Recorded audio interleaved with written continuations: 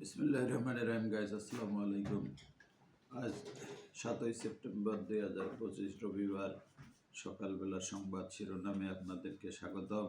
মানব জমিনে একটি সংবাদ প্রকাশিত হয়েছে। শরীয়তপুরে অটো চালকের চোখ উপড়ে আগুনে পুড়িয়ে দিল মাদক ব্যবসায়ীরা। সত্যি খুবই নিন্দনীয়। এরপর আমরা দেখব প্রথম আলোর নিউজ। প্রথম আলোতে একটা সংবাদ ছাপানো হয়েছে, আমরা দেখতে পাচ্ছি ডাকসু নির্বাচনে জয় পরাজয় নির্ধারণ করবে ছাত্রীদের ভোটে।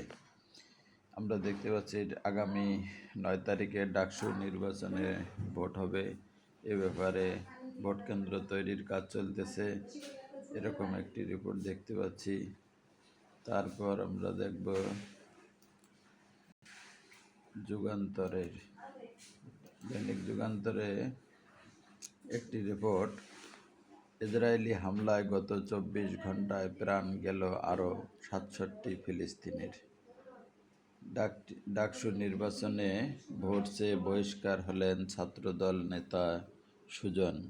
আরও দেখতে পাচ্ছি জনগণের ভোটে বিএনপির বিজয় হবে, কয়েক সপ্তাহের মধ্যেই ফিরবেন তারেক রহমান, ডক্টর জাহিদ। তো আপনারা যারা আরও আমাদের আরেকটা দেখবো সমকালে কি সংবাদটা আছে। সমকালে দেখতে পাচ্ছি যে ছাগলকাণ্ডের সেই মতিউরকে অনৈতিক সুবিধা, 11 পুলিশ সদস্যকে বরখাস্ত। ছাগলকাণ্ডের মতিউরকে আমরা সবাই চিনি।